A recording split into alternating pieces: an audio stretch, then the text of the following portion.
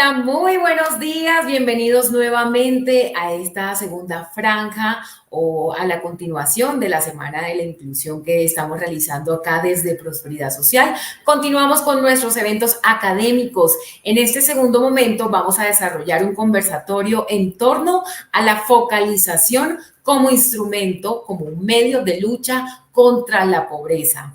Con el propósito de dar apertura a este espacio, le damos la bienvenida nuevamente a nuestro subdirector para la superación de la pobreza, Juan Camilo Giraldo, quien nos estará ayudando en la moderación de este conversatorio y previamente nos va a explicar cómo va a funcionar. Juan Camilo, muy buenos días, bienvenido.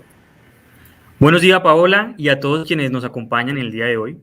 Para esta segunda parte de nuestra franja nos convoca a conversar acerca de las mejores prácticas dentro del proceso de focalización como instrumento efectivo en la lucha contra la pobreza y la vulnerabilidad. En los últimos años, Prosperidad Social ha fortalecido sus procesos de focalización a través de la estandarización y la sistematización de la aplicación de los criterios de elegibilidad a cada uno de sus programas.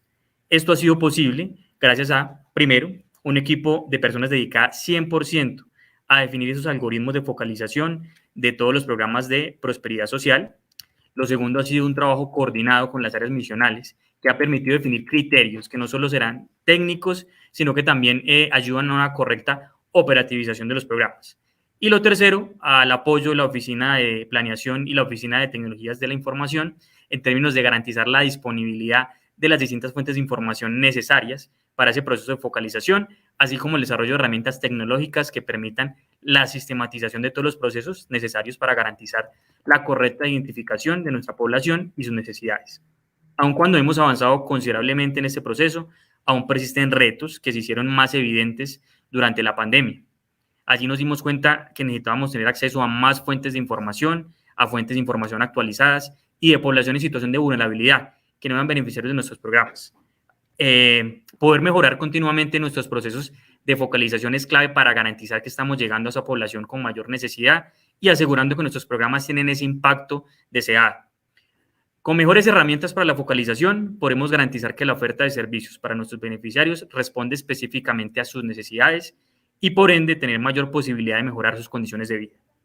El día de hoy nos acompañan expertos que tienen una larga trayectoria en temas relacionados con políticas de protección social y el uso de herramienta efectiva que son aliadas para esta lucha contra la pobreza y que seguramente este conversatorio nos va a ayudar también a entender cómo podemos y qué desafíos tenemos en los temas de focalización, que digamos es una de las inquietudes grandes y de los desafíos para mejorar todos los sistemas de protección social, en especial pues el que venimos desarrollando desde Prosperidad Social.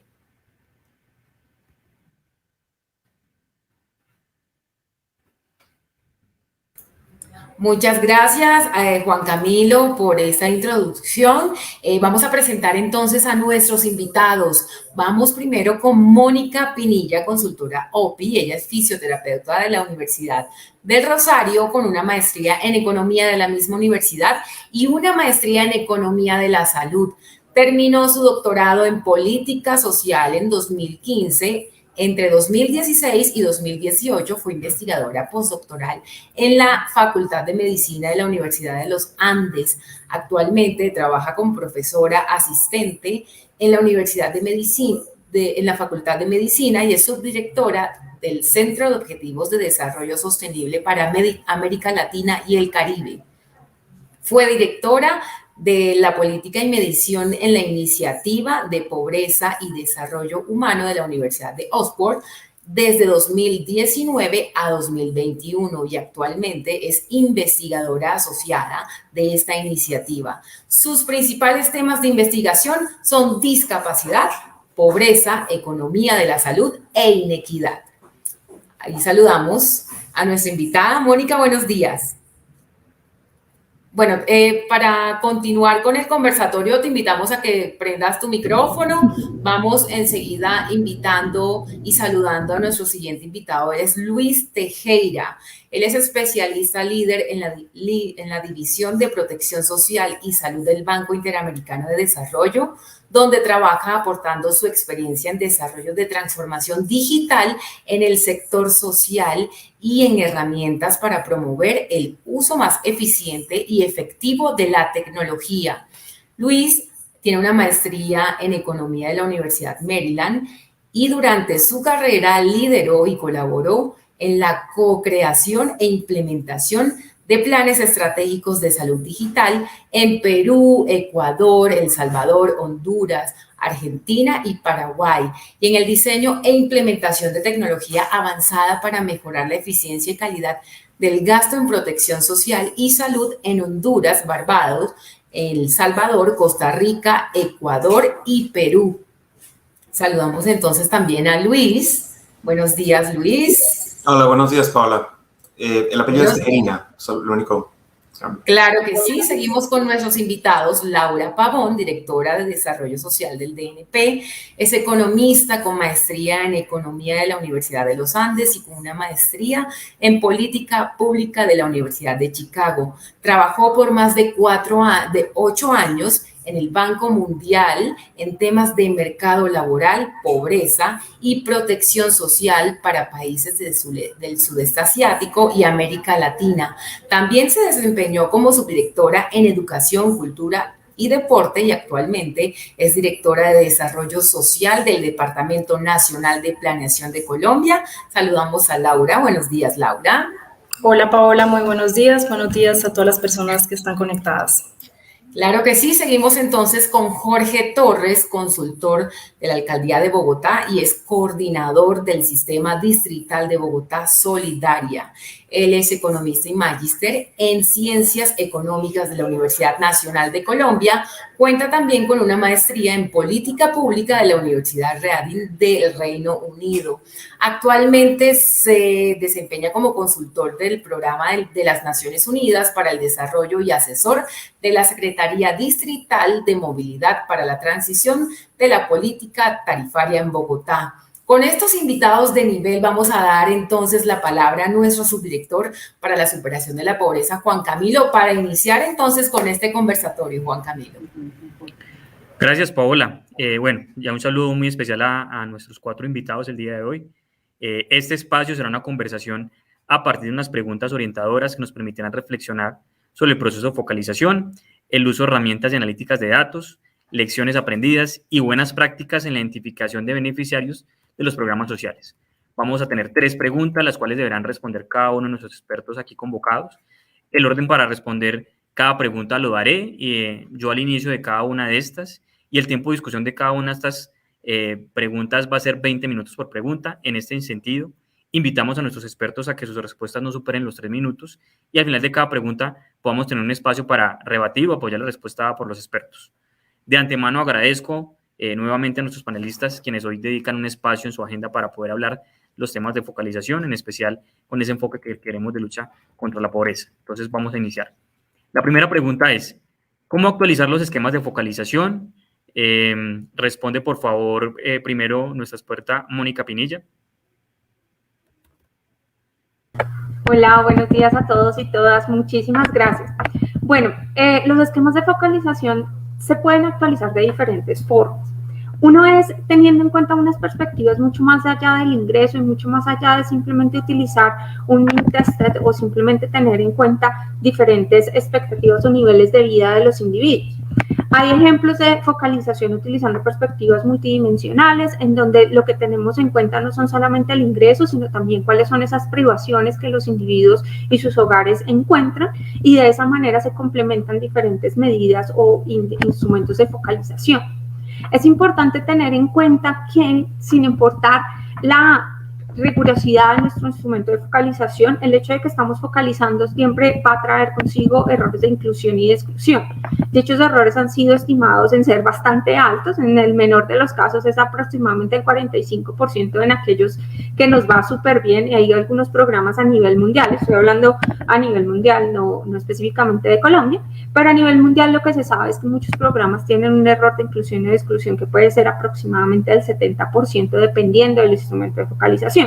En ese caso, poder contar con instrumentos de focalización que se complementen y que nos permitan tener una perspectiva de cuáles son las necesidades de los individuos, entendiendo que pobreza o las condiciones de vida de una persona no son condiciones estables, sino que son condiciones, pues una condición dinámica en la cual nosotros tenemos que poder capturar eso. Otra cosa que es muy importante en este sentido es que yo invitaría también a que nos movilicemos o que pensemos que la meta no es tener el mejor instrumento de focalización, sino el poder plantear un sistema de protección social con una perspectiva universal, en donde se reconozca que no simplemente tenemos que focalizar a los pobres, sino que tenemos que tener o poder identificar a los individuos que puedan estar en algún riesgo de perder sus niveles de vida. Una cosa que nos trajo la pandemia es eso, que teníamos como una focalización muy hacia la perspectiva, hacia la pobreza, y después nos dimos cuenta que era esa clase media la que estaba en un gran riesgo y no teníamos instrumentos que primero capturaran los datos y segundo pues nos permitieran identificar en dónde estaban, qué necesidades tenían y cómo podríamos cubrir esa información. Entonces, la invitación aquí va a ser que los sistemas de focalización pasen de ser focalización simplemente con a la población pobre a ser unos sistemas que permitan identificar individuos a lo largo de su ciclo de vida y identificar esas necesidades que se tienen.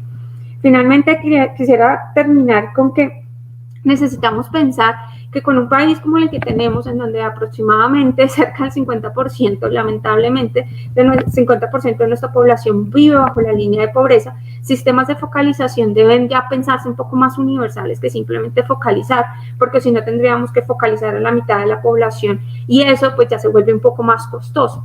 Los sistemas de focalización son muy costo efectivos cuando el porcentaje de la población a focalizar es pequeño, pero cuando tenemos tanta población, pues ya se vuelven sistemas de priorización, digámoslo así.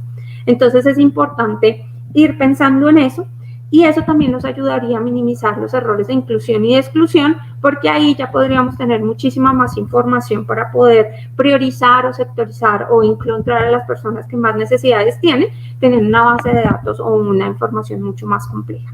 Gracias. Mónica, muchas gracias. Seguimos con la misma pregunta para Luis, por favor. Sí, muchas gracias. Y en realidad estoy muy de acuerdo con muchas de las cosas que dijo Mónica. Tal vez resaltar que a la hora de pensar en focalizar, esto parece ser sentido común, pero muchas veces no se hace completamente, y es pensar cuál es el problema que quiero solucionar y partir por ese problema. Entonces, tener clara cuál es la función que yo quiero maximizar, qué es lo que quiero hacer. Quiero llegar a los pobres, quiero llegar a gente que no está asistiendo a la escuela, quiero llegar a gente que tiene distintos tipos de problemas. Y una vez que tengo eso claro, pensar en cuál es la mejor forma de llegar a esta población. Entonces, primero partamos por el problema, tengamos claras las métricas, claras las métricas a las que queremos optimizar. Solamente por dar un ejemplo, porque estoy de acuerdo con Mónica que el ingreso no debería ser la única, para nada, la única medida, pero si queremos un ejercicio en el cual vamos a dar algún tipo de alivio al ingreso, pues el ingreso será nuestra métrica y tal vez lo que queremos optimizar es el porcentaje de hogares pobres o pobres extremos a los que queremos llegar, o no pobres extremos que no queremos que estén en el programa. Una vez que tenemos eso claro, la matemática se encarga de la siguiente parte. Entonces, y creo que en muchos casos y en la historia de los programas sociales no se ha tenido necesariamente esto claro, y esto ha causado mucho ruido en los ejercicios de focalización. Esto me parece que incluso SISBEN 1, por ejemplo, tenía este tipo de temas. Y el tipo de variables que queremos escoger debe depender del tipo de programa social que queremos implementar. De nuevo, creo que estamos alejándonos cada vez más y más de la idea de un ejercicio en el cual se hacía un censo, se levantaba la información, teníamos un algoritmo y ese algoritmo seleccionaba a todos los beneficiarios. Actualmente creo que tenemos que pensar en una combinación que se adapta para cada tipo de programa social y para cada problema específico que queremos resolver. Y la tecnología nos está apoyando en esto y creo que se han hecho ejercicios que son interesantes. Costa Rica, por ejemplo, se ha movido hacia un algoritmo que no depende de una regla y un umbral, sino que tiene una combinación de reglas que además aprovechan información administrativa para que se pueda complementar la información de encuestas y así tener el mejor de ambos mundos, ¿no? Que pueda combinar ambas fuentes de información. Pero más importante, tenemos gente que tal vez no está llegando ni a las encuestas ni a los datos administrativos, entonces es invisible para el sistema. Y es muy importante que sea el esquema que tengamos, y sepamos llegar a esta gente, porque no importa que tengamos el mejor algoritmo del mundo, si la gente no llega, no está incluida en el sistema, no va a entrar a nuestros programas sociales. existe un ejemplo de México muy interesante del año 2004, donde la mitad de la gente que debía haber estado en un programa no sabía o no aplicaba porque el programa estaba comenzando y no se había hecho una buena diseminación. Entonces, evitemos tener esto para poder llegar a la población que realmente tenemos que llegar y entonces pasarles al algoritmo, a la regla que definamos para toda la población elegible. Gracias. Luis, muchas gracias. Le daríamos entonces el paso a Laura Pavón para que también nos responda sobre la misma pregunta. Gracias, Juan Camilo. Sí, muy de acuerdo además con lo que plantea Luis, y esto además quedó establecido hace un par de años en el documento COMPES 100, y aquí es importante primero definir cuál es el objetivo de la intervención, dependiendo de ese objetivo y la población a la cual quiero llegar. A partir de eso, pues yo defino además cuál es el instrumento de focalización, cuáles son mis criterios de focalización, y yo creo que eso es muy importante, pero yo aquí quisiera referirme al SISBEN, es el instrumento de focalización individual. El SISBEN 4 lo lanzamos recientemente, y un poco para contextualizar a las personas que tal vez desconocen un poco cómo funciona el SISBEN, y es que a partir de un conjunto de características socioeconómicas, lo que estamos buscando en esta cuarta versión del SISBEN es aproximarnos a la capacidad de generación de ingresos de los hogares y clasificar a los hogares del más pobre al menos pobre. En esta cuarta versión del SISBEN, pues para mencionarlo también, esas clasificaciones pues están muy alineados con las medidas oficiales. Nosotros buscamos identificar no solamente a la población que está en condición de pobreza, sino también a aquellos hogares que están en condición de vulnerabilidad. Mónica lo mencionaba, es decir, aquellos hogares que ante cualquier choque pues caen fácilmente en la pobreza. Y en ese sentido, y dado que no estamos observando el ingreso real de los hogares, pues estos instrumentos son susceptibles de tener algún margen de error de inclusión y exclusión. Y hemos visto, lo que hemos visto las tres primeras versiones del SISBEN es que la información del SISBEN tiende a desactualizarse muy rápidamente. Por esto es que en esta cuarta versión del SISBEN pues se proponen varios ajustes. Lo primero es incentivar la actualización de la información. En el SISBEN los ciudadanos tienen una corresponsabilidad en la actualización de la información.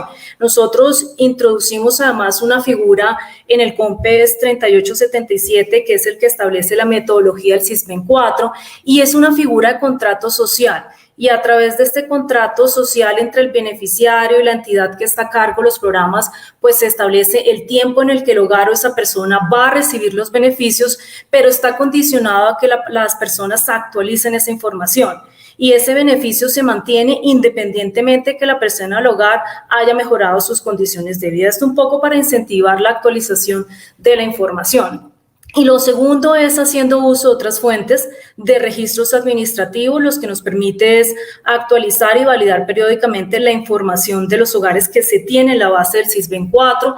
Esto también quedó establecido como un lineamiento particular de esta cuarta versión del SISBEN 4, y es la interoperabilidad del SISBEN con otros registros sociales, de tal forma que nosotros pues podamos identificar los cambios en las condiciones económicas y sociales de los hogares, y de esa forma pues también actualizar la información y reducir esos errores de inclusión y exclusión. Eso por ahora diría que serían algunos de los mecanismos que podríamos pensar para ir actualizando los esquemas de focalización, en particular el SISBEN, que es el principal instrumento de focalización que se utiliza para la focalización, la identificación de los beneficiarios de los programas del DPS. Laura, muchas gracias. Cerraríamos entonces esta pregunta con Jorge.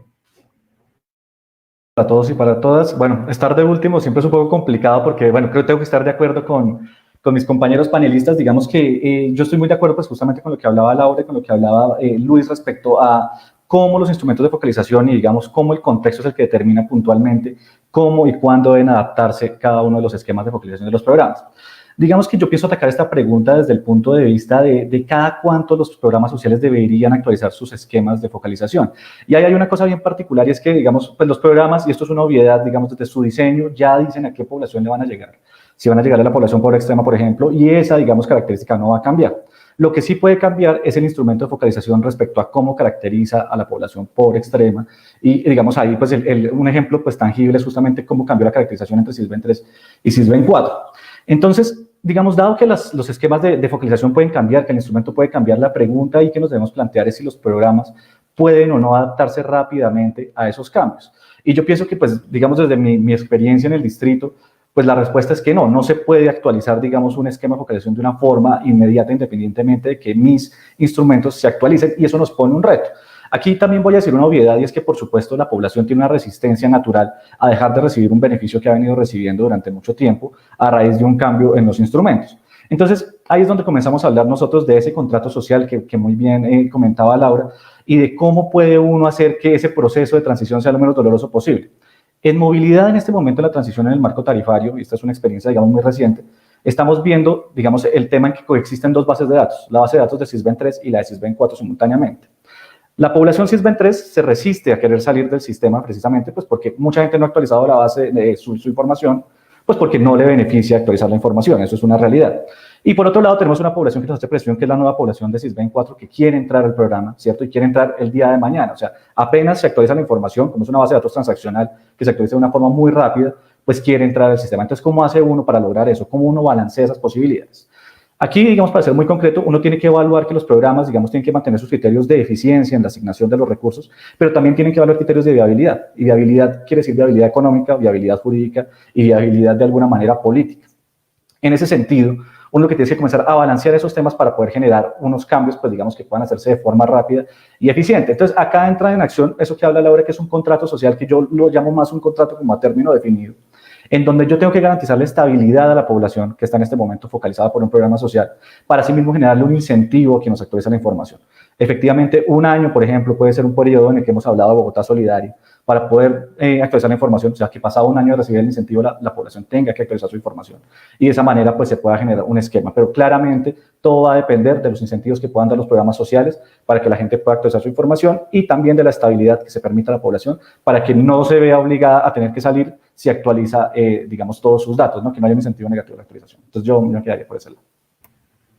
Jorge, muchas gracias. Yo creo que partiendo de la intervención que nos mencionaba Jorge, un poco de la necesidad de evaluar y revisar la periodicidad del tiempo en los temas de actualización y que también esto pues, no tenga una afectación muy seria a los objetivos mismos que se configuran una vez se plantea cualquiera de los programas. Quisiera hacer la siguiente pregunta para aprovechar estos 8 minutos que nos quedan. ¿Cuál debe ser esa frecuencia de actualización, sea de los criterios de entrada a esos programas sociales o de la misma información que registran los beneficiarios atendiendo cualquier programa o sistema que esté recogiendo ese tipo de información? Hagamos el mismo orden, por favor, de intervención. Empezamos con Mónica. Ok, muchísimas gracias.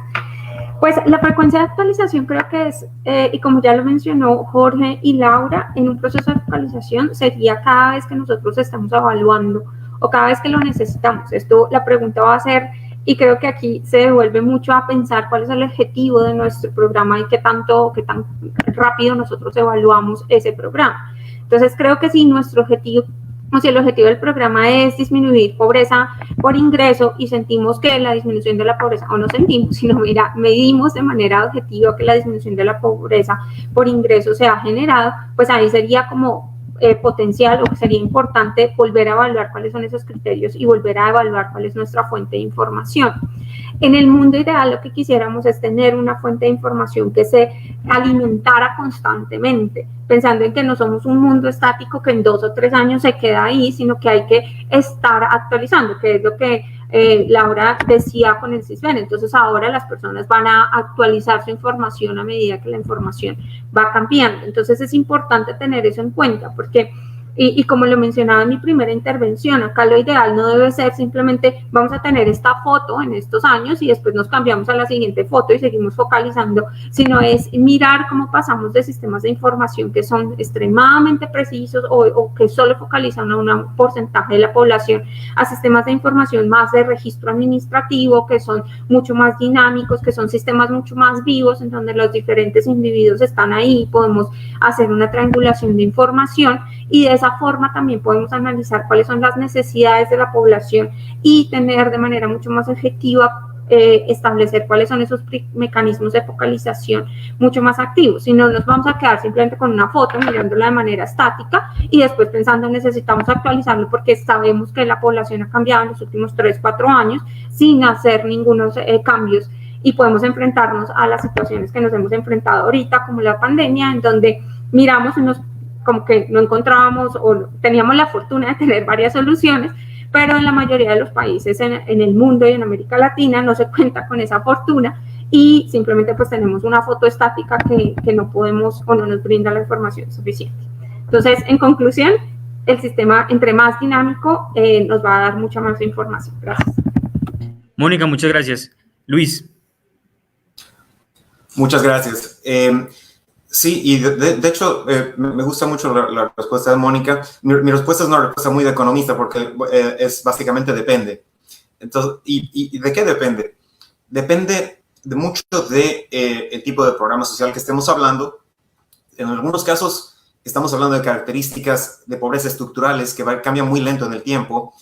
Y aun si un hogar cruza un umbral y está marginalmente por encima de un umbral que causaría que no entre en un programa en un inicio, la verdad es que los hogares no cambian dramáticamente por estar ligeramente por encima o por debajo de un umbral de selección. Entonces, creo que se puede pensar en esquemas en los cuales los criterios de entrada no tengan que ser necesariamente iguales a los criterios de salida y se pueda dar cierta estabilidad a los hogares, que no vaya a ser que cuando al pasar el umbral quitamos el programa y vuelven a entrar en la pobreza que estaban inicialmente. Entonces, creo que las reglas de entrada y salida tienen que estar bien pensadas para evitar esto y crear realmente una solidez en los hogares una vez que mejoran sus estándares de vida. Pero la actualización de la información también puede ser apoyada por, sí, bases de datos administrativas, pero también encuestas de campo y imágenes, datos no estructurados. Hemos utilizado imágenes de datos satelitales, por ejemplo, para hacer algoritmos y ver dónde pueden haber brechas, bolsas de pobreza que no estamos captando. Ejemplo muy sencillo, un mapa de pobreza de alta resolución basado en imágenes satelitales que te encuentra un lugar donde pueden haber muchos hogares pobres. Tú revisas tu base de datos administrativa y ves que tienes pocos identificados. ¿Qué es lo que haces? No tienes que esperar a un censo nacional para actualizar eso. Priorizas las zonas donde tú tienes las mayores brechas y vas a actualizar la información en esas zonas. Un ejemplo de esto interesante lo tiene Costa Rica con el ejercicio Puente al Desarrollo que se hizo hace algunos años, donde hizo exactamente eso. Mapa de pobreza, vieron dónde tenían brechas y fueron a hacer el censo a esas zonas para asegurarse de que se captan los hogares que van a estar fuera de los sistemas administrativos. Entonces, dependen y se puede priorizar con los datos administrativos y datos no estructurados y con inteligencia, técnicas de inteligencia artificial, por ejemplo. Luis, muchas gracias y nos da un muy buen ejemplo de otras técnicas que se pueden usar también para mantener esa actualización. Por favor, sigamos entonces con Laura. Sí, gracias Juan Camilo. Pues muy de acuerdo con Mónica y Luis, o sea, sí es importante evaluar un poco el alcance de los objetivos de los programas, pero más allá de definir esos tiempos y esa frecuencia en los criterios de entrada, es necesario definir los criterios de permanencia y salida de los beneficiarios de los programas sociales. Y yo creo que en ese sentido, esto es un tema que debemos revisar a nivel de la oferta social que nosotros tenemos. No son muchos los programas que han definido estos criterios de permanencia y de salida, y pues por supuesto esto tiene varias consecuencias, incluso los incentivos que tienen los hogares de mantenerse o no en los programas. Entonces, esa información de los criterios de permanencia y de salida debe ser clara para todos los beneficiarios, debe ser claro hasta dónde va el beneficio, hasta dónde va la atención que brinda cada programa, y esto permite incentivar además una mayor dinámica de movilidad social entre las familias, evita más una dependencia indefinida de los hogares en este tipo de ayudas y un estancamiento en términos de movilidad social.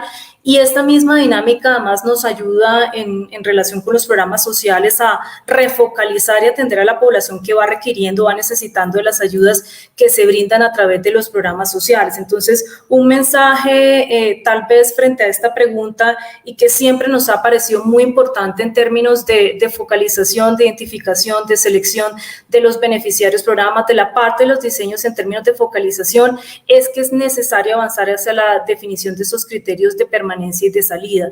Y por eso insistíamos un poco en esa figura del contrato social, esa figura que además se introdujo en el COMPES, que establece la nueva metodología del CISBEN, no solamente para actualizar la información, sino también un poco establecer explícitamente es el periodo a través del cual pues la entidad le otorgará ese apoyo a las familias sin perjuicio de las mejoras que estas personas pues tengan en sus condiciones de vida. Entonces, eso permite además establecer y ser claros en que los beneficios son temporales, que están diseñados justamente para que las personas logren esa movilidad social, que es el objetivo que nosotros hemos trazado y que nos interesa alcanzar a través de estas ayudas y de los programas sociales. Yo creería que eso es lo esencial y es que identifiquemos un poco definamos esos criterios de permanencia y de salida de los programas sociales. Laura, muchas gracias por ilustrar muy bien lo que ha sido esa definición de ese contrato social y en especial hacer ese énfasis en los temas de los criterios de salida de los programas que sin duda también aportan a la discusión. Cerramos esta pregunta con Jorge. Muchas gracias, Juan Camilo. No, pues digamos que yo para rematar estoy muy de acuerdo con Laura. O sea, el tema de una adecuada definición de los criterios de permanencia, los criterios de salida, está a favor justamente de revisar cómo los programas van cumpliendo con sus objetivos sociales y efectivamente pues de la reducción del error de inclusión. En la medida que yo sé que la gente está entrando a mi programa y está logrando superar ciertos objetivos que me he trazado yo en la definición de ese programa, pues creo que si los logro, digamos, posteriormente desvincular, sabiendo que cumplí con mi objetivo, pues estoy claramente reduciendo ese error de inclusión pues que quiero reducir. Respecto a lo que hablaba Luis, ahí tengo que declararme un poco en desacuerdo porque por supuesto hay características estructurales de los hogares que no cambian sustancialmente. Por ejemplo, el tema del ingreso, y eso nos aplica mucho en la Secretaría de Movilidad, dado que pues estamos focalizando efectivamente pues a través de unos esquemas de ingreso en la Secretaría del Hábitat, donde también los programas dependen del ingreso de los hogares. Sin embargo, hay características de los hogares que son realmente muy dinámicas y que generan, pues digamos, una dependencia en la actualización de las bases de datos. Una de las cosas por las que más utilizamos el SISBEN en el distrito es porque permite determinar una conformación del hogar. Una conformación del hogar que es además muy subjetiva, ¿no? O sea, la conformación del hogar es autodeclarada. Yo no puedo decir, digamos, no tengo un criterio objetivo aparte del que me dice el hogar para determinar si la unidad familiar está conformada como me dicen ellos o no. Entonces, ahí yo tengo un reto y es que la conformación del hogar es una cosa tremendamente dinámica. Nosotros nos hemos dado cuenta. Sí, cuando llegamos con SISBEN 4 teníamos una conformación del hogar que puede ser perfectamente pues, los 2 padres y 2 hijos y posteriormente cuando llegamos con operaciones complementarias en el marco de la pandemia nos dimos cuenta que los hogares se habían subdividido. Eso pasa pues porque la gente se muere, la gente se casa, la gente nace, digamos que hay unas dinámicas digamos subyacentes que son tremendamente digamos movidas, ¿cierto? Pero adicionalmente porque también en ciertos niveles socioeconómicos hay unos cambios sustanciales en algunos elementos que necesitamos tener capturados. Por ejemplo, la dirección, ¿cierto? ¿Dónde vive la gente? Hay una movilidad tremenda, digamos, en esa población que no es propietaria y que de alguna manera nos obliga a nosotros tener unos sistemas que nos permitan actualizar eso. En Bogotá Solidaria es particularmente tangible porque los recursos de Bogotá Solidaria provienen de los fondos de desarrollo local en gran medida. Entonces, saber dónde vive la persona, en qué localidad está, es fundamental para la buena operación del programa, ¿cierto? El teléfono de contacto, por ejemplo, para poder bancarizar, es un tema que también es tremendamente dinámico. Entonces, digamos que dependiendo, efectivamente, como decían, de la dinámica de los programas y el programa, se requiere también una mayor o menor actualización, no en todas las variables, en cierto número de variables. Entonces, digamos, para concluir acá, es que el tema es que, por supuesto, como decía Luis, depende, pero creo que tenemos unos factores que son tremendamente dinámicos que ameritan una actualización, pues que es costosa por un lado, pero pues que además se debe realizar con el fin de tener pues una adecuada focalización de nuestros instrumentos.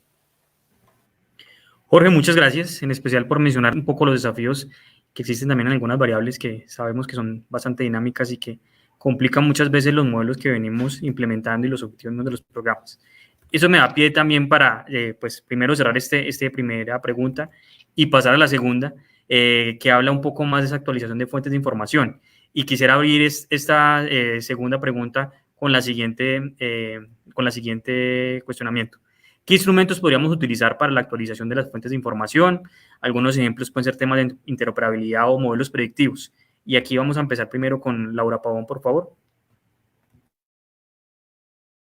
Bueno, sí, pues efectivamente, pues en relación con la actualización de los instrumentos de focalización, nosotros hemos establecido 2 canales. Lo primero es el canal ciudadano, mantener ese canal ciudadano a través de la solicitud que pueda hacer una persona, un hogar para actualizar su información ante cambios en la composición del hogar o cambios en las condiciones de vida de alguno de los miembros del hogar.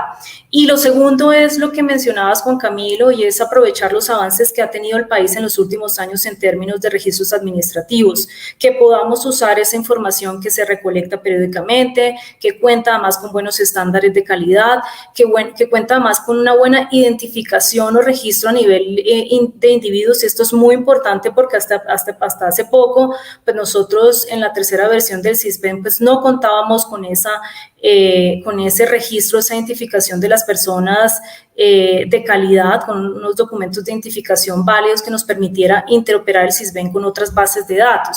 Y eso es parte de lo que estamos trabajando desde el DNP, y es la interoperabilidad del SISBEN con otros registros administrativos.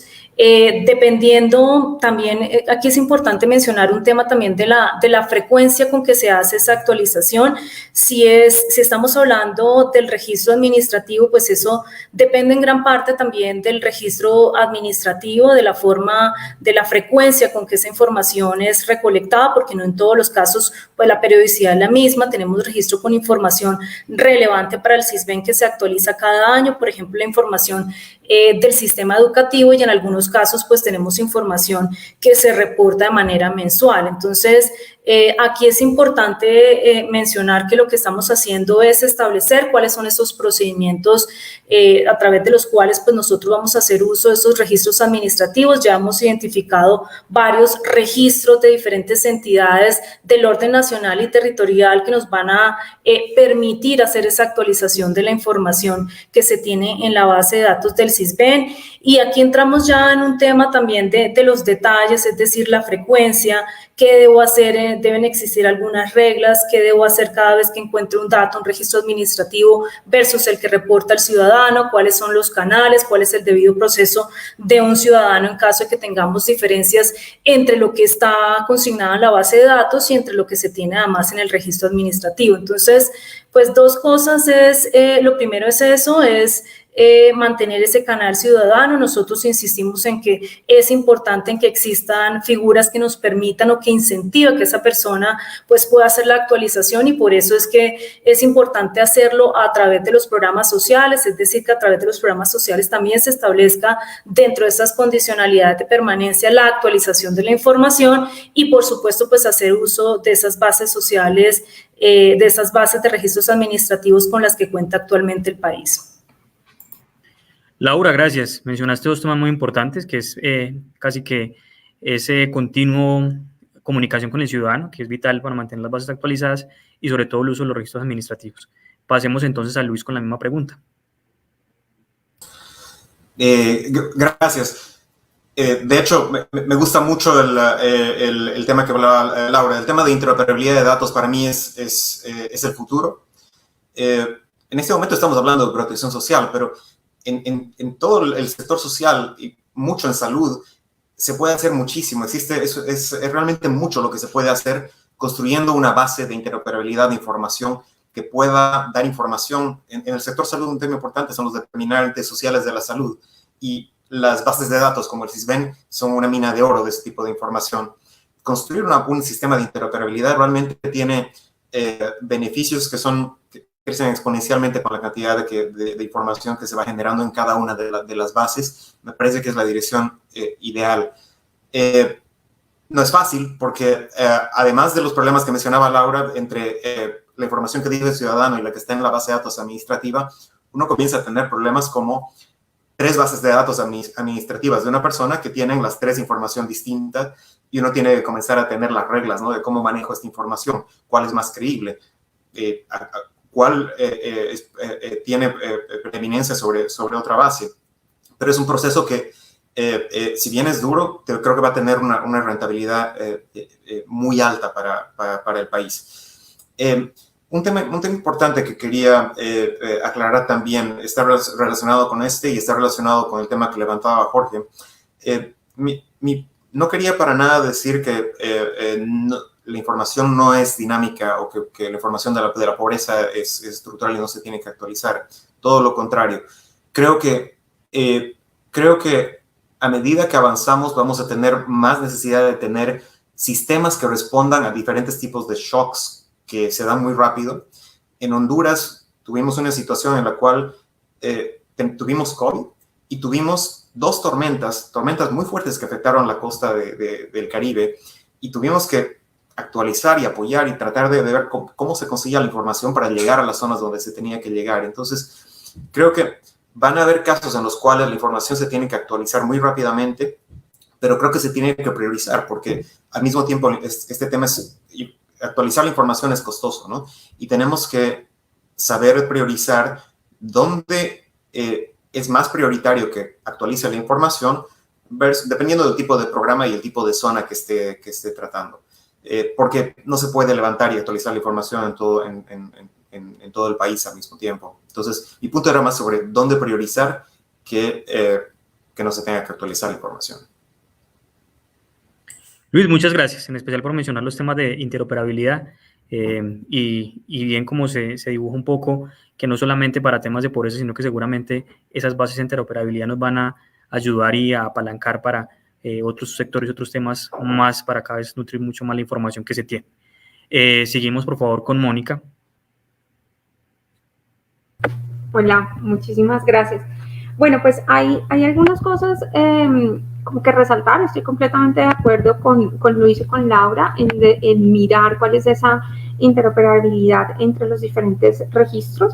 Colombia tiene una ventaja y es que nosotros ya estamos en un punto mucho más avanzado que otros países en la región y en el mundo en el uso de registros administrativos. Colombia ha hecho un trabajo gigantesco en poder hacer esa unión de diferentes registros y poder identificar de manera mucho más rápida y concreta cuáles son esos potenciales beneficiarios y poder tener esa relación o esa interconexión.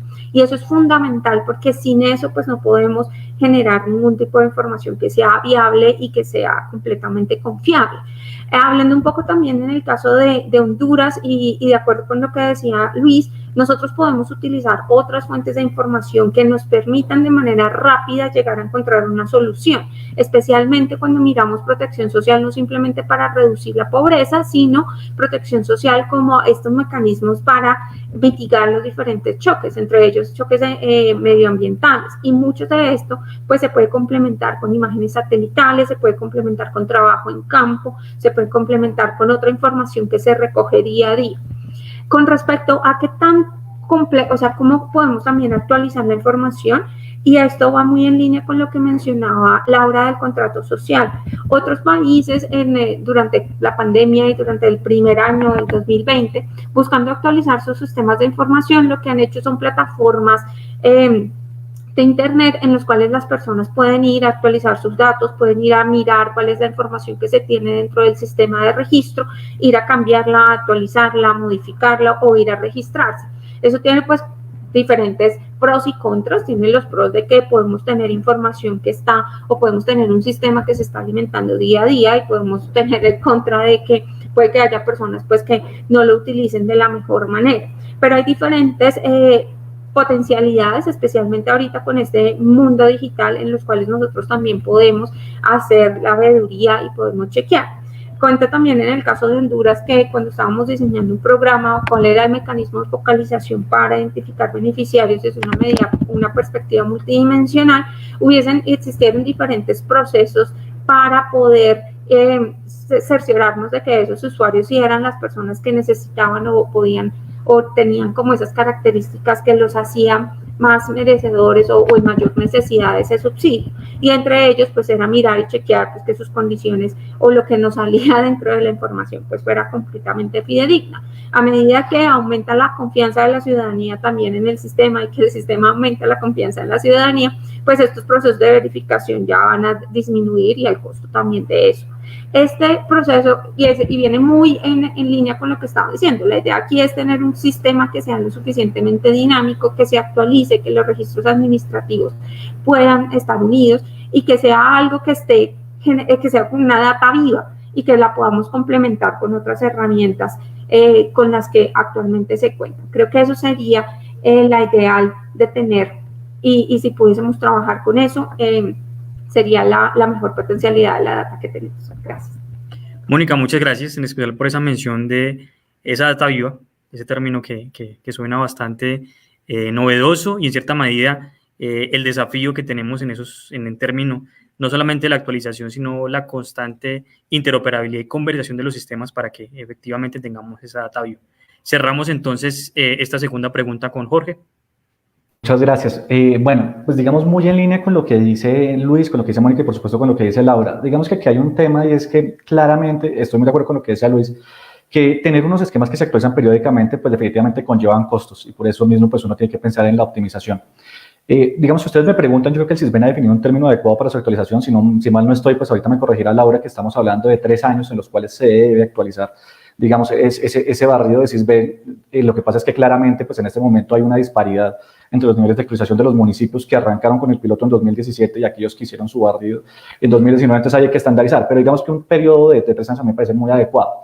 Respecto al tema, pues clave acá, yo creo que efectivamente todos estamos de acuerdo en que la interoperabilidad pues es el factor clave acá. Pero aquí yo también quiero llamar la atención sobre un tema y es que la interoperabilidad no son cruces de bases de datos simplemente, ¿no? Nosotros ya hacemos cruces de bases de datos, por ejemplo, con los datos del DPS, ¿cierto? En donde el DPS nos reporta a Bogotá los datos de Más Familias en Acción, de Jóvenes en Acción, y a partir de eso se toman decisiones con la base maestra que tiene Bogotá. Entonces, por ejemplo, los hogares que reciben Más Familias en Acción reciben menos recursos que los que reciben únicamente Bogotá Solidaria y no tienen ninguna otra ayuda. Eso de alguna manera ayuda a mantener, digamos, unos esquemas pues mucho más equitativos y pues mucho más progresivos, ¿cierto? Pero yo creo que sí tenemos que comenzar a hablar pues de una verdadera interoperabilidad de bases de datos y creo que en la Nación hay unos ejemplos bien interesantes. Yo voy a llamarles la atención solamente de uno, digamos, para cerrar con un caso práctico, y es que el Ministerio de Vivienda en el año 2014-2015 creó el programa Mi Casa Ya. Y Mi Casa Ya partía de esa dificultad del acceso a la información para poder focalizar adecuadamente a los potenciales beneficiarios. El programa tenía simplemente 2 requisitos: que el hogar no fuera propietario de vivienda y que tuviera un ingreso inferior a 4 salarios mínimos. Para determinar eso, el Ministerio de Vivienda se podía demorar más o menos 6 meses y se gastaba el 5% de los recursos de los subsidios. Estamos hablando de subsidios de 2 billones de pesos sumados, ¿cierto? O sea, 100.000 millones de pesos que se gastaba el Ministerio solamente para poder acceder a esa información. Entonces, lo que se hizo fue una articulación no solamente con registros administrativos del sector público, sino con datos del sector privado. Nosotros contratábamos en ese momento a los bancos, ¿cierto? A TransUnion, Cifin en ese momento, para que hiciera la verificación y ellos hicieron un sistema que es completamente interoperable. Entonces, solamente metiendo la cédula de la persona, se sabía si el documento era válido, cuántos eran sus ingresos, con la particularidad de que los bancos, la gente no tiende a decirles mentiras el ingreso, porque al contrario, tienen que tratar de decir cuál es su ingreso pues máximo, ¿cierto? Para que les presten más. Miraban que los hubieran reportados en centrales de riesgo, hacían el cruce con Superintendencia de Notariado de Registro para verificar que no fueran propietarios de vivienda y adicionalmente podían hacer el cruce con la base de datos de Fonvivienda para determinar que no hubieran recibido subsidios. Entonces, con eso se redujo el tiempo de 6 meses a, digamos, instantáneo, ¿cierto? O sea, en un segundo la persona podía saber si estaba habilitada o no para recibir los subsidios y además se eliminaron pues, los costos de intermediación. Entonces, de alguna manera, sí, la articulación y la interoperabilidad, ¿cierto? Tomar los datos de las fuentes primarias, de fuentes primarias confiables, pues de todas maneras va a ser el factor fundamental para poder tener un instrumento de focalización que esté, pues digamos, al día con lo que requiere la población y con lo que requieren los programas de la política social. Jorge, muchas gracias y también por el ejemplo un poco que ilustra que no solamente, como se mencionaba, es un cruce de bases de datos, sino que también esa interoperabilidad un poco más allá. Vamos a pasar entonces a la tercera pregunta y hacer ese cierre un poco de este espacio que ha sido muy constructivo y muy enriquecedor, en especial para los temas de focalización. La tercera pregunta en discusión tiene que ver más con los temas de herramientas de analítica y cómo se puede fortalecer ese proceso de focalización. Y quisiera empezar hablando de cuál debe ser ese balance entre ese uso de la analítica de datos y la información recogida en campo o de los registros administrativos. Empezamos esta vez con Jorge, por favor. Gracias, Juan Camilo. Entonces, bueno, digamos que yo quiero señalar que claramente nosotros somos un país que tiene como esa tradición en materia de encuestas y censos, ¿no? Nosotros, digamos, no tenemos un padrón electoral, sino que mantenemos, digamos, el censo de población como uno de los elementos centrales, asimismo, pues el CISBEN como uno de esos barrios censales, que son una información. Pero yo sí creo que la pandemia nos mostró efectivamente esa necesidad de poder tener una mayor participación de los registros administrativos, tanto para mejorar los instrumentos actuales de identificación, como para crear nuevos. Y acá otra vez me voy a referir a un ejemplo pues, que es bien interesante y pues, que fue una oportunidad que nosotros vimos durante la pandemia con Bogotá Solidaria. Al comienzo de la pandemia, pues justamente por las directivas de la alcaldía y de la nación en materia pues, de aislamiento preventivo, el CISBEN no pudo continuar operando, no pudo salir a hacer operaciones de campo. Entonces, paralelamente se crearon unas encuestas que comenzó a levantar el distrito a partir de unas bases de datos, pues de unos aplicativos, en particular de Bogotá Cuidadora, que era un aplicativo web, y de una cosa que denominamos la ficha solidaria, que era una encuesta muy cortica, ¿cierto? Una fracción de lo que era el CISBEN, para poder identificar, digamos, aspectos clave que necesitábamos de los hogares. Entonces, a partir de ahí, justamente desde la Secretaría de Planeación y, digamos, con el apoyo de Roberto Angulo en ese momento, pues que fue el que se dio a este tema, comenzamos a generar unos indicios de vulnerabilidad, ¿sí? Entonces, a partir de la cédula y a partir de la localización, utilizando las bases de datos, ¿cierto? De de la infraestructura de datos del distrito, ¿cierto? La infraestructura espacial, pues lo que logramos fue crear un índice estilo Alcaber y Foster, un mini IPM, que partía de, con el curso de la cédula, mirar a qué régimen estaba afiliado el ciudadano, mirar en dónde estaban matriculados los niños, ¿sí? Si estaban en un colegio que tenía un alto IPM o no. Y a partir de ahí también miramos con la dirección si residían en zonas de mejoramiento integral, si se encontraban en zonas de ocupación informal, si estaban en estratos 1, 2 o 3, o si estaban en un paga diario. Y a partir de ahí construimos un indicador que nos daba indicios de vulnerabilidad y eso generó un impacto pues bien interesante y bien positivo. Nosotros comenzamos a mirar la población que se traslapaba entre la ficha solidaria del SISBEN, el SISBEN 4 en particular, comenzó a tener una dinámica muy parecida. Entonces, con nuestros indicios de vulnerabilidad, nosotros calculamos un K igual que en el IPM y determinamos un umbral. El que tuviera más de 3 privaciones era pobre y el que tuviera menos de 3, pues no quedaba clasificado. Y esa población se comportaba internamente muy parecido, o sea, monotónicamente, como llaman los expertos, con el IP, con el dato de SISBEN. Entonces, quiere decir que a partir de registros administrativos pudimos lograr una calidad, por supuesto, inferior, pero digamos similar a la que se podía lograr con el SISBEN, a un costo pues prácticamente cero porque era con infraestructura de datos espaciales ya montada al distrito.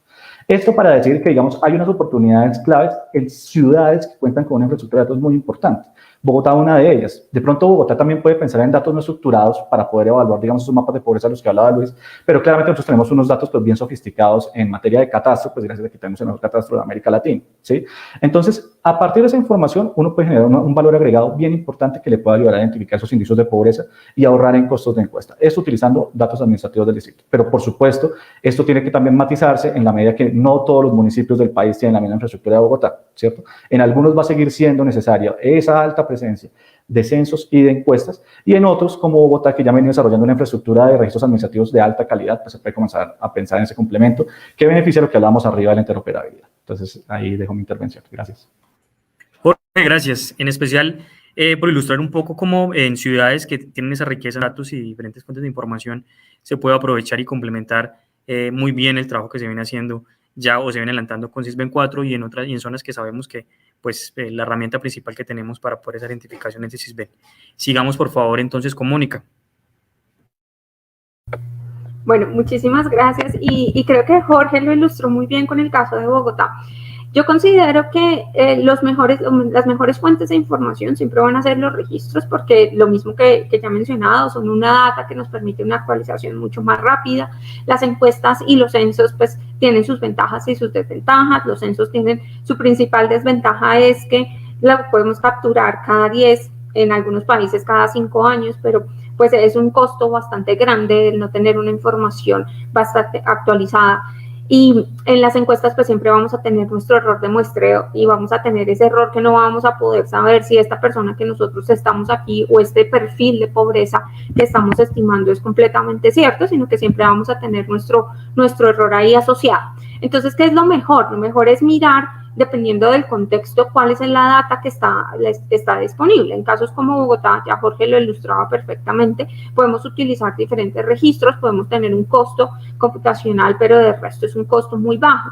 Pero en municipios en donde están alejados, donde la infraestructura es muy baja, donde no tenemos esta capacidad, pues sí vamos a tener que optar por otro tipo de mecanismos. Ahí podemos contar por lo menos con data geoespacial, con imágenes satelitales que de pronto nos pueden dar una versión no específica o concreta, pero sí nos pueden facilitar lo que decía en algún momento Luis, es como decir, mira, acá encuentro algo, vamos y buscamos y exploramos, y no simplemente tenemos como la ilusión de que por allá hay algo, sino que tenemos data que nos permite hacer eso. Igual, por lo menos ahorita con todos los fenómenos de Big Data, podemos utilizar la iluminación para identificar áreas en donde hay mayor o menor iluminación, y esto también es utilizado con diferentes medidas de pobreza, y ahí se puede ir a priorizar. Eso no significa que nos vamos a quedar solamente con esa data, pero sí vamos a priorizar en qué áreas nos vamos a ir y cómo vamos a poder ir a identificar y hacer levantamientos de data que podamos mantener a lo largo del tiempo. A mí personalmente me preocupa mucho que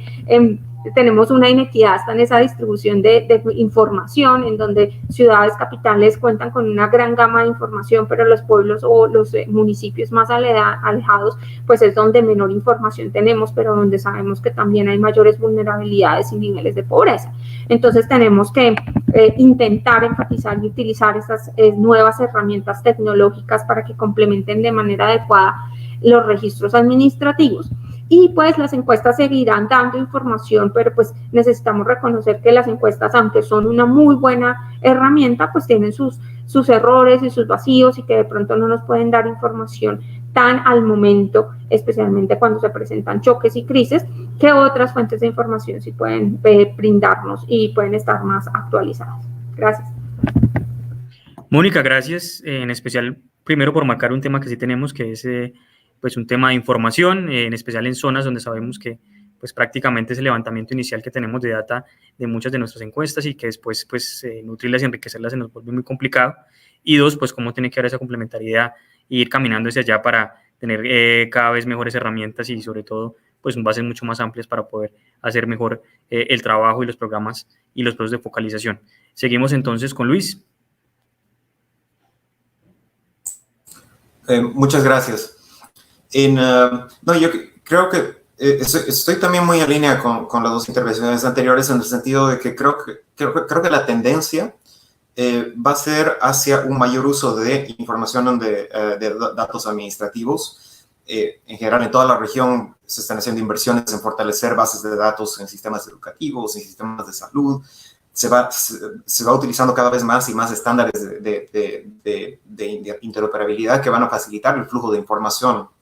Entonces, me parece que esa es la tendencia y tal vez levantaría 3 puntos que me parece que tienen que ser tomados en cuenta. 1, a medida que usamos más y más información administrativa, datos administrativos, es importante tener en cuenta que cuando diseñemos programas no vayamos a tener ningún tipo de efectos adversos, que la gente vaya a tener menos confianza o vaya a tratar de formación de cierto tipo en diferentes sistemas para que pueda entrar a distintos. Es un tema que siempre tuvimos cuidado a la hora de construir índices de focalización. Me parece que se tiene que mantener a la hora de utilizar datos administrativos. Siempre velar porque no quede gente fuera del sistema. Cuando sea muy fácil utilizar datos administrativos, es importante que no tengamos gente que no está en los sistemas administrativos, gente que no está de cierta manera incluida en los sistemas y que vayamos a rescatar a esa gente, que no dejemos a nadie afuera. Este es un ejercicio intencional que se tiene que hacer. Y el tercer punto, la intervención de Jorge me hizo pensar mucho en la capacidad que tenemos de preguntar, de hacer buenas preguntas, de aprovechar bien la información para resolver problemas, los problemas que más nos surgen a nivel de ciudades, a nivel de países. Un ejemplo muy interesante es lo que se creó en la ciudad de Nueva York, la unidad de análisis de datos de la ciudad de Nueva York, MODA, que hacía justamente esto, ¿no? Era una plataforma en la cual se hacían las preguntas que más importaban a la ciudad y se buscaba la mejor forma de resolverlas, no con nada muy sofisticado de datos. En algunos casos eran cosas muy sencillas, pero utilizando información que estaba disponible para resolver problemas de la ciudad. Y me parece que a medida que tenemos más datos administrativos, fortalecer esta capacidad de hacer las preguntas relevantes y buscar la forma más sencilla de utilizar la información disponible para responderlas es una de las áreas que no debemos olvidar. Luis, muchas gracias. Y yo creo que la última parte es bien relevante en el tema, no solamente para la elaboración de los programas, sino también para saber, y un poco como hablaba la discusión, dónde hacer ese foco y ese énfasis en muchas de las necesidades y a veces de la política pública que busca dar respuesta a alguna necesidad puntual en algún periodo de tiempo determinado. Vamos a cerrar esta pregunta con Laura. Gracias, Juan Camilo. Sí, coincido con las 3 anteriores intervenciones en que son mecanismos complementarios. La información recogida de CISBEN se hace a través de operativos de campo. Es mucho más completa porque es información por observación, pero sabemos que se desactualiza muy rápidamente.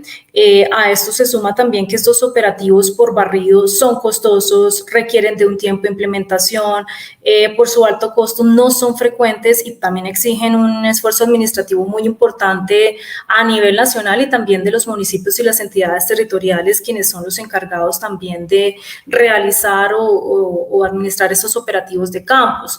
Los registros sí se actualizan de una manera más rápida, pero dejan vacíos de información en términos también de características socioeconómicas. Jorge y Mónica mencionaban algo muy importante, y es esa disponibilidad de información que se tiene, o heterogeneidad de disponibilidad de información en municipios grandes y en municipios más pequeños. Esto es en cuanto a la recolección de la información. La analítica de datos es complementaria a este proceso de información. En nuestro caso, pues nos ha permitido lograr analizar toda esta información, lograr llegar a estas clasificaciones, lograr además avanzar en la identificación de potenciales beneficiarios, que es la función, que es lo que nosotros tenemos en el CISBEN, y es luego la información que requieren además los programas sociales. Se mencionaba adicionalmente la importancia de cómo combinamos y aprovechamos al máximo otros registros administrativos. Una ventaja que vamos a tener además en esta cuarta versión del CISBEN, que tiene la base de datos, es que nos permite georreferenciar a los hogares. Entonces, en ese sentido, pues podemos hacer mayor uso, combinar otras bases de datos que ya se mencionaban en otras intervenciones, otra información que se tiene a nivel geográfico, y que nos permite además, nos brinda nos permite complementar la información que ya se tiene a nivel de CISBEN, pero adicionalmente nos permite tener una información a un mayor nivel de detalle. Es importante tener en cuenta que la analítica no sustituye los procesos de recolección de información, procesos que ofrecen un mayor detalle en dimensiones y variables que no se pueden captar tan fácilmente en la analítica de datos. Y yo quería también mencionar algunos esfuerzos que se han realizado un poco en complementar la información que se tiene de registros y la información que se tiene de encuestas, no únicamente del CISBEN. Y un ejemplo de esa complementariedad es la que se dio justamente este año para la medición de la pobreza monetaria en 2020. Se logró complementar información que se tenía de la GIH 2020, que es la gran encuesta integrada de hogares, con la información de registros administrativos de transferencias monetarias que tenía DPS, para tener una información mucho más completa de las transferencias y ayudas que se habían otorgado en el 2020, y era información que no se había podido capturar a través de la encuesta por la misma situación de la pandemia que enfrentábamos el año pasado. Entonces, realmente creo que son complementarios en todos los casos, la información que se hace a través de encuestas, la información que hacemos a través de registros administrativos, y la información además que se proporciona a través de analítica de datos. Laura, muchas gracias, y la mención en especial de cómo eso ayuda a fortalecer algunas medidas, y cómo también hemos tomado otras fuentes de información para enriquecer la forma en que se mide y se hacen los cálculos. Quisiera cerrar ya, digamos, esta pregunta haciendo una mención muy especial, o haciendo la siguiente pregunta, y empezando por Jorge. Hemos venido hablando un poco de cómo podemos complementar entre encuestas y registros administrativos, cómo podemos garantizar que, digamos, que con esta complementariedad mantenemos el registro como es, mejorar los procesos antifraudes, y cómo no caer de pronto en algunos temas de duplicidad, o en algunos casos que no queremos pues llegar a población o generar mayores errores de inclusión dentro de los programas. Muchas gracias, Juan. Bueno, esa es la pregunta del millón, ¿no? Digamos que ahí hablando un poco y recogiendo un poco lo que dice Luis y lo que hablaba tanto en esta intervención como en la anterior, es que nosotros sabemos que existe una población que ha estado, digamos, estructuralmente en el sistema. Hay gente que sabe cómo acceder a los subsidios del Estado, y por lo tanto, pues digamos, ha venido siguiendo el proceso, y siempre están los mismos registros administrativos, siempre están las mismas bases de datos. Uno los encuentra en el CISBEN, los encuentra en las bases de datos de registros administrativos, y los encuentra en casi todas las bases de datos del distrito. Hay una cosa interesante, y es que claramente tenemos que comenzar a enfocarnos es en la población que no estamos viendo, en esa población que es invisible para el sistema de protección social en este momento. Entonces, el reto es justamente, como decía Luis, llegar a los que no están. ¿Cómo hago yo para acceder a esa población que efectivamente no está identificada por mis sistemas, y que eventualmente, en el marco de una situación como la pandemia, nos dimos cuenta que necesitaba, digamos, de ayudas del Estado, ¿no? Esa famosa pobreza oculta de la que se hablaba en Bogotá, y bueno, todos estos temas. Entonces, claramente, acá la analítica de datos juega un papel muy importante, porque nos permite contrastar esas fuentes de información y de alguna manera tomar decisiones a partir de diferentes fuentes de datos para poder determinar efectivamente pues dónde está la mayor necesidad, y también poder contrastar información.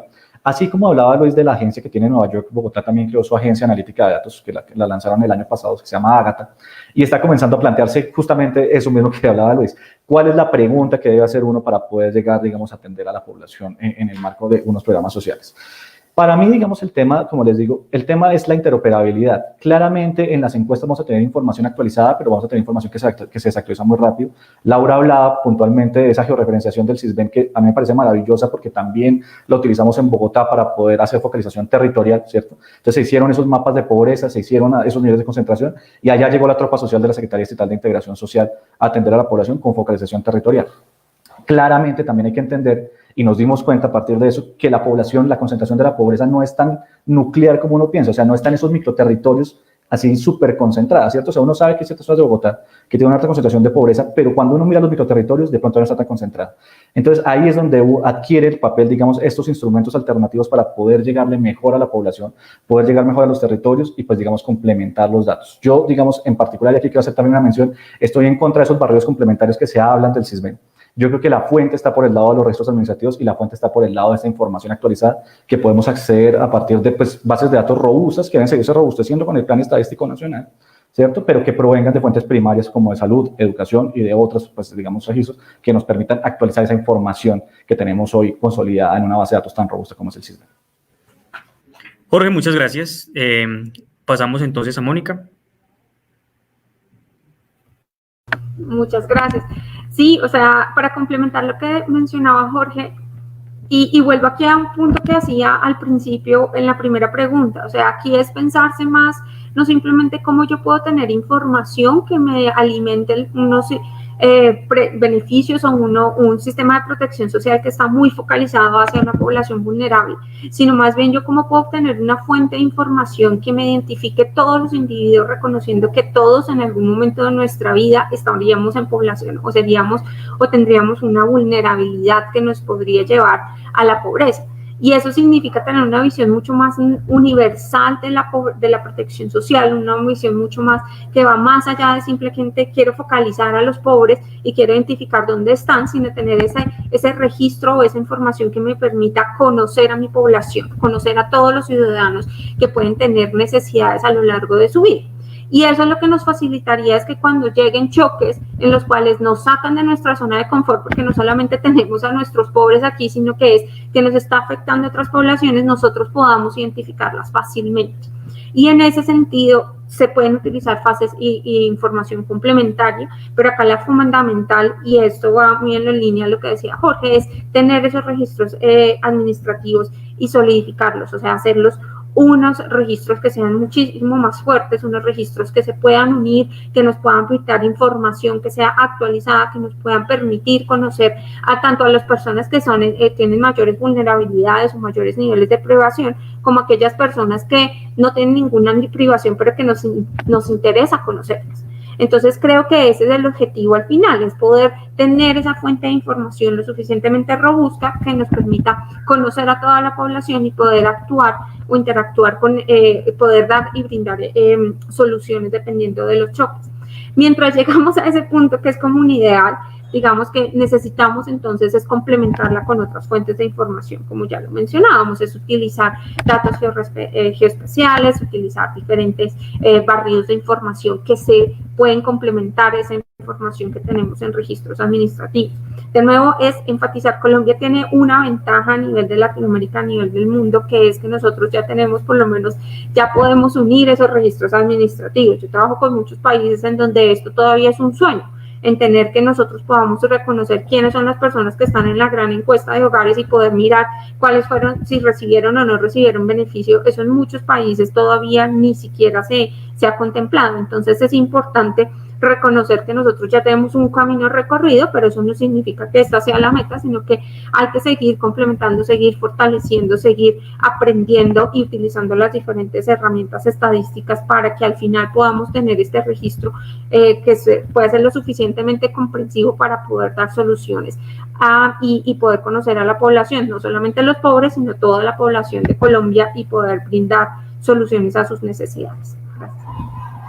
Mónica, muchas gracias. Seguimos entonces con Laura.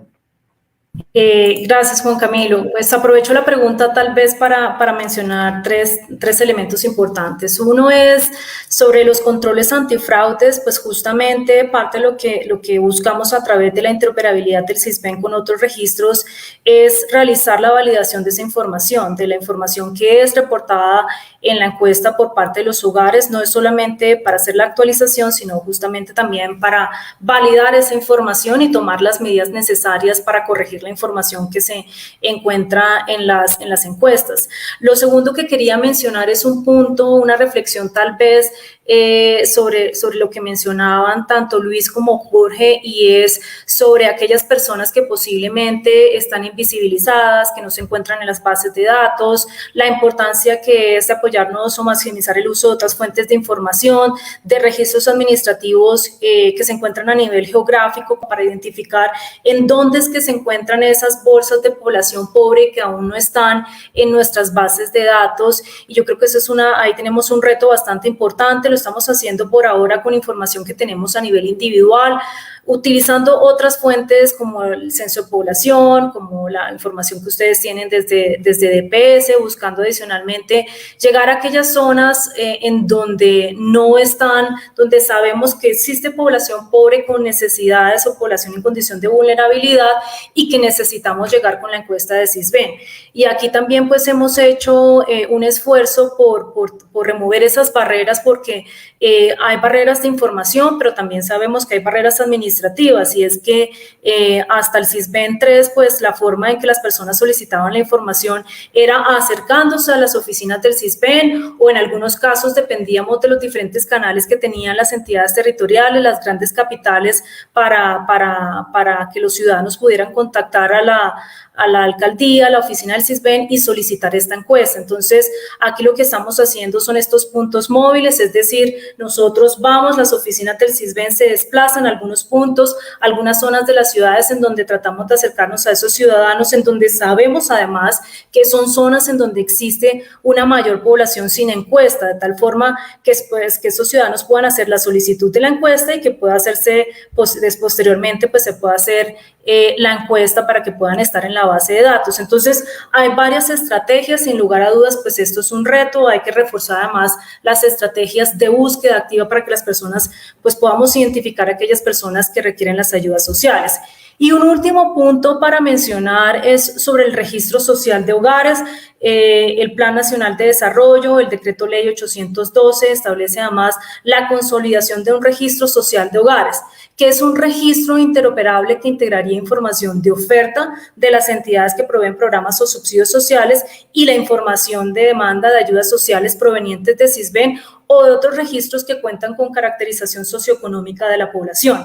Y esto es justamente hacia donde estamos avanzando. Nosotros estamos hablando por ahora de una interoperabilidad del SISBEN con otros registros sociales, y paralelamente estamos avanzando en la conformación de ese registro social de hogares. Ya empezamos a identificar algunos registros con los que cuentan las entidades del orden nacional, territorial, y pues esto nos va a permitir mejorar los procesos de focalización, identificar aquellos hogares o personas que no están cubiertos por los programas sociales. Ya esto es parte de lo que se hizo justamente en el marco de la pandemia, primero a través de la base maestra, pero ahora lo que buscamos es hacer de esta base maestra un registro social mucho más dinámico, y también nos va a permitir hacer seguimiento sobre las distintas ayudas que reciben los hogares que se encuentran en registro social de hogares. Entonces, aquí es importante mencionar que frente a esto, frente a lo último que se señalaba sobre avanzar hacia un registro, en ese sentido, pues estamos avanzando en esto, en la consolidación de ese registro social de hogares.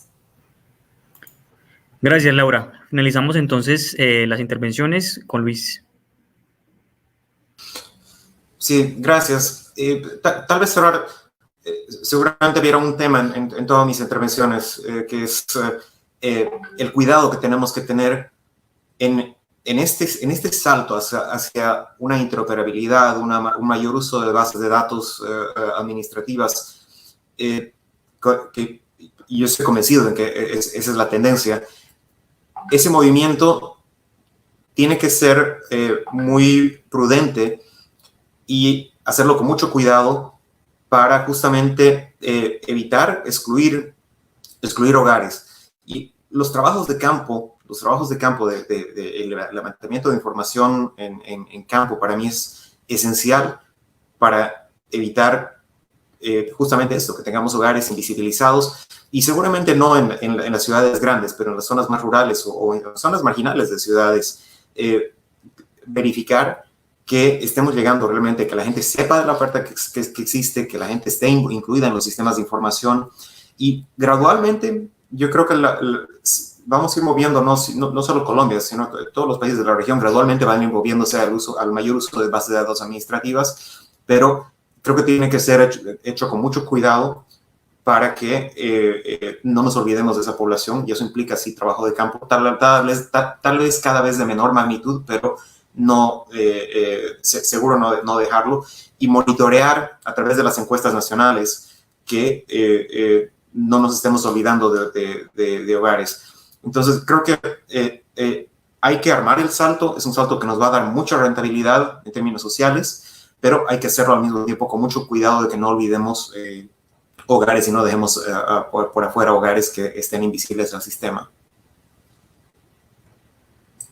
Bueno, muchas gracias a nuestros 4 panelistas que nos acompañan el día de hoy y en las reflexiones que realizamos en temas no solamente de actualización de información, sino también en algunos desafíos que hay entre las ciudades que tienen y cuentan con datos con otras zonas que no tenemos, algunos métodos distintos para poder llegar a mejorar esos temas de focalización, los retos grandes que aún tenemos, que sabemos que nos van a ayudar a fortalecer, y esa ilustración un poco como desde el Gobierno Nacional hemos venido avanzando, no solamente en ese contrato social, sino en ese registro social para poder mejorar esas fuentes de información. Paola. Claro que sí, muchísimas gracias Juan Camilo, y de igual forma agradecemos la presencia de Jorge, de Luis, de Laura y de Mónica. Ustedes definitivamente con sus reflexiones han sido muy gratificantes y nos generan insumos para fortalecer los mecanismos y esquemas de focalización de nuestros programas sociales. Que tengan ustedes un feliz día y muchísimas gracias nuevamente por aceptar esta invitación de Prosperidad Social, la entidad más cercana a los colombianos. Continuamos entonces con Juan Camilo Giraldo, nuestro subdirector para la superación de la pobreza. Él llevará a cabo una presentación de cierre, el cual expondrá los principales proyectos estratégicos de la entidad que apuntan a mejorar la focalización y los sistemas de información que lo soportan. Adelante, Juan Camilo. Gracias, Paola. Entonces vamos a compartir la siguiente presentación, que va a contar un poco la entidad en que ha venido avanzando y cómo ha venido trabajando los temas que ya veníamos conversando desde el primer espacio, que eran un poco ese SSIS de Corea, y también cómo se ha venido fortaleciendo en ese segundo espacio, que son los temas de focalización. Aquí tenemos unas grandes apuestas para el fortalecimiento de la focalización en especial, y queremos partir de 3 puntos básicos. Lo primero es una ruta para la superación de la pobreza, que como lo venía mencionando al inicio de esta jornada en la mañana, es la gran apuesta de legado que quiere dejar la directora Susana Correa, el gobierno del presidente Duque, una de las apuestas que sabemos que va a ayudar a complementar, que va a generar un poco esa comunicación entre los diferentes programas y esa ruta, que va a permitir a cada hogar reforzar los componentes que se vienen identificando para aumentar esa probabilidad y esa posibilidad de poder superar la pobreza en Colombia. Lo segundo es mencionar y ser un poco más específico de cómo ha sido esa cooperación técnica con el Banco Interamericano de Desarrollo, que sin duda ha mejorado y ha fortalecido los procesos internos dentro de Prosperidad, y que va a dejar un gran legado para las siguientes administraciones en temas de focalización, y cómo el equipo digital y la Oficina de Tecnologías de la Información ha venido apalancando esa estrategia de equidad digital, que ha fortalecido y robustecido los mismos sistemas que la entidad tiene y con lo que la entidad viene contando. Vamos a empezar con el punto 1, la ruta para la superación de la pobreza, que nos hemos planteado una ruta que permita identificar, que permita partir de ese SISBEN 4, muchos de los programas que tenemos para lograr esa buena identificación de los hogares, lograr esa integralidad en las necesidades con las que ellos cuentan, y que los programas con los que la entidad viene desarrollando y viene implementando, pues den respuesta específica a esa necesidad identificada, y que no estemos llegando con programas que no tienen esa pertinencia o que no van a generar ese impacto en esas necesidades que vamos teniendo para nuestra población. Lo segundo es esa identificación, esa atención diferencial de brechas, que son intervenciones que respondan directamente a esa necesidad de los hogares.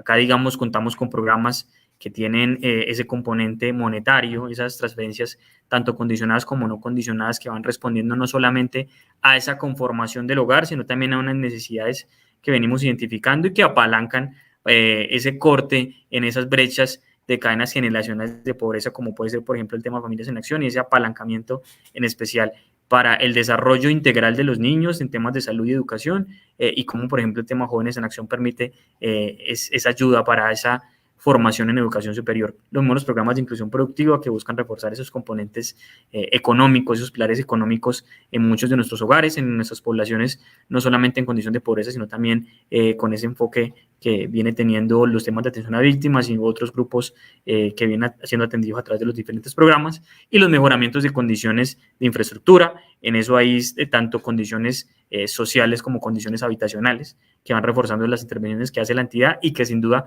van apuntando no solamente a esa identificación, sino a esa atención diferencial de brecha. ¿Qué buscamos? Hogares con mayores capacidades, hogares que puedan superar esas privaciones sociales desde una óptica multidimensional. Las discusiones en pobreza han venido avanzando. Entendemos desde las entidades del gobierno que no es únicamente un tema desde hace rato de ingresos, sino que hay que ver la óptica con un prisma multidimensional, entendiendo que hay necesidades y servicios que tienen que ofrecerse a la población que superan los temas económicos, que si bien es un pilar importante, tiene que ver esa complementariedad entre los demás. Y hay hogares con mayores oportunidades que pueden incrementar sus ingresos, fortalecer esas unidades productivas y sobre todo apalancar también con mucha de la experiencia que hemos venido acumulando en temas de empleabilidad. También entendemos que en la medida en que logramos que ese empleo se vaya generando con un empleo de calidad, con un empleo que genere esas prestaciones sociales, un empleo que sea estable, estamos logrando que las familias pues refuercen ese pilar de ingreso económico y sobre todo que la población en condición de pobreza y pobreza extrema pues presenta unas condiciones particulares que en la medida en que logran atenderse, que logran identificarse esas necesidades, cómo lograr esa formación complementaria, cómo fortalecer esas capacidades que tienen, ellos pueden acceder en igual de condiciones a las bolsas de empleo o a cualquier vacante que se va generando por parte del sector privado.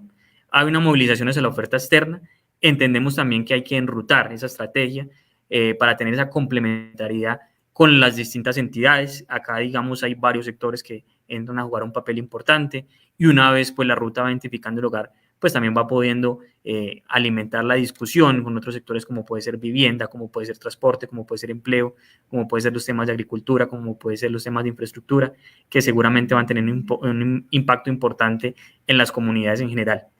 El segundo punto que queremos tratar el día de hoy es la cooperación técnica con el Banco Interamericano de Desarrollo. La venimos trabajando en 3 frentes.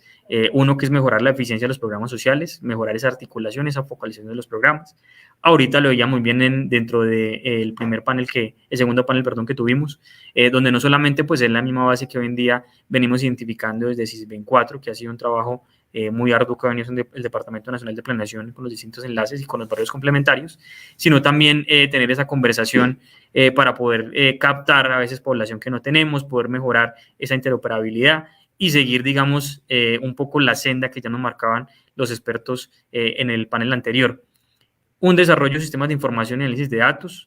¿Qué queremos desde Prosperidad? Fortalecer los sistemas de información con los que ya cuenta Prosperidad, que permita un monitoreo y un seguimiento de los hogares. La ruta no es únicamente lograr esa identificación, sino también que haya ese acompañamiento de los hogares. Y en la medida que haya ese acompañamiento, ese monitoreo, seguramente vamos a tener un impacto positivo y vamos a poder dar esa tranquilidad, no solamente en el uso transparente de los recursos, sino también que es la manera más eficiente y es el impacto mayor que le podemos generar a los hogares, como venimos abordando con los distintos programas.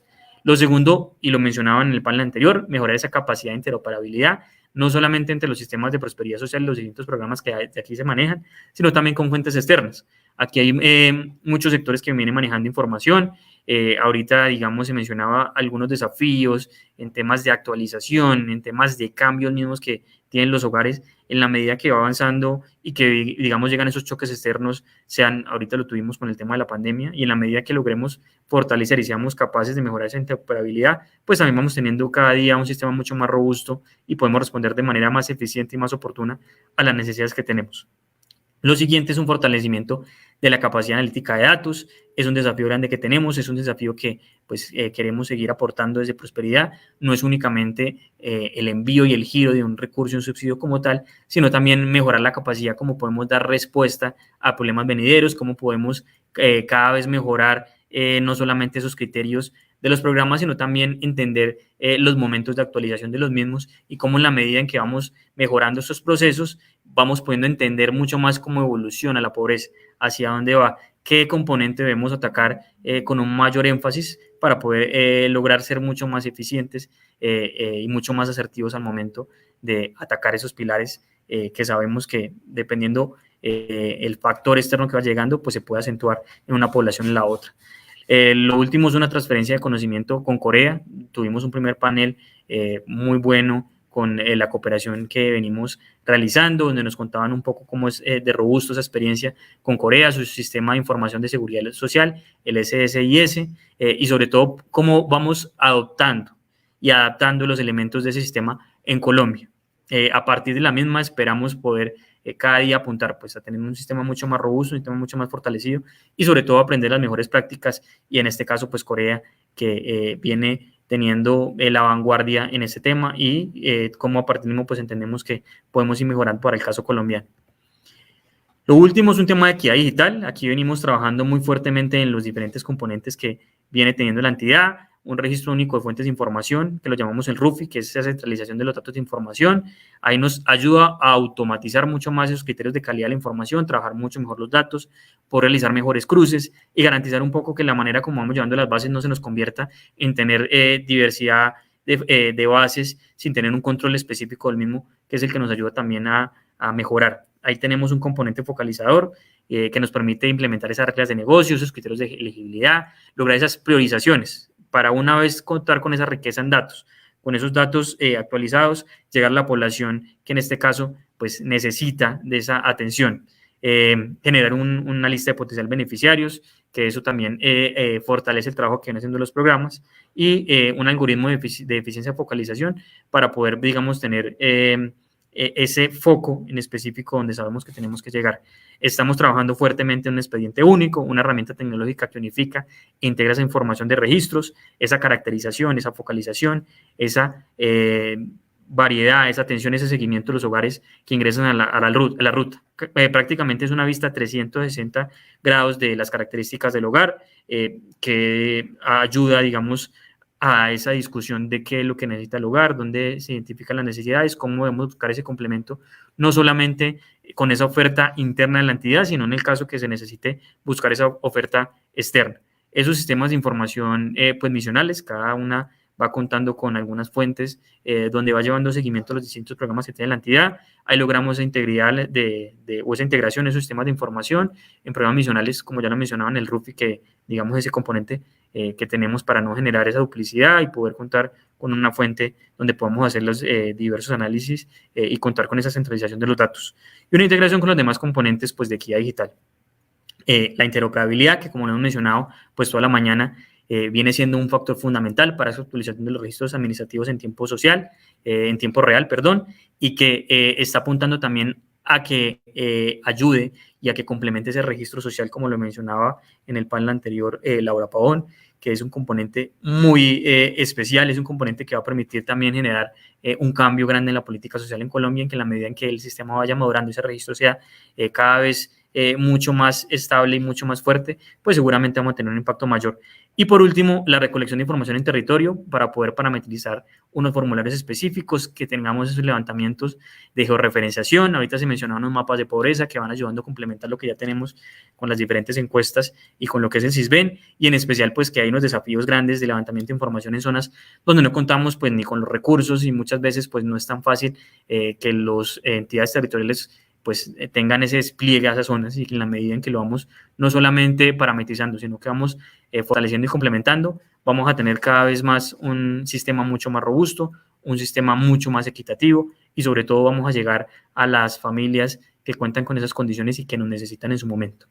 Esa es un poco la exposición que se viene dando de cómo venimos avanzando desde la entidad.